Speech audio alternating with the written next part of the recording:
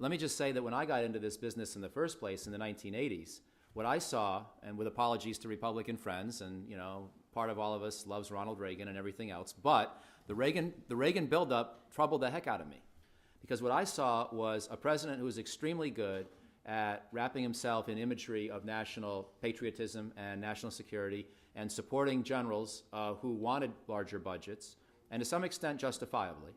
But what troubled me was that the atmospherics of that day, if unchallenged by analysis, pushed a lot of our defense policy towards more and more and more, because the emotions of it actually made people want to do more of this kind of stuff, and the analytics helped challenge some of the ideas, whether on, let's say, on nuclear policy, with the missile defense debate and the Star Wars concept. And if you went through any of the mathematics, you very quickly realized there's simply no way that any kind of a missile defense system is ever going to meaningfully blunt a Soviet attack for any time into the foreseeable future, if in our lifetimes at all. So there may be arguments for missile defense, but they are not about blunting a Soviet attack. And you may or may not believe that the Soviets have a nuclear advantage against us, but when you actually examine the amount of damage that could be done by either side's arsenal against the other, and you actually try to do that in a somewhat quantitative scientific way, you realize the degree of overkill that we've already purchased. And so it made me a little more sober and a little more restrained about the need for these big defense buildups in some areas at least.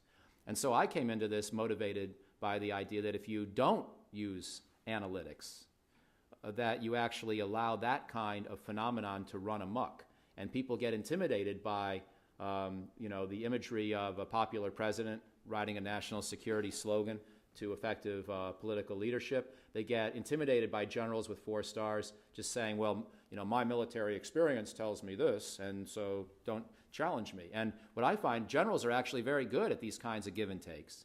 And if you make an error in your analysis, or you try to push the science of war too far, they'll try to pull you back. But they do not reject the basic concept, because they have to at some point plan themselves. How do you think war plans are created? How do you think budgets are made? How do you think estimates on how long a war might last are created? What kind of ammunition stockpiles we might require? What military base is needed in the Persian Gulf? If some are in jeopardy, how hard do we have to work to keep others? These are questions of defense analytics, and I just don't see the alternative.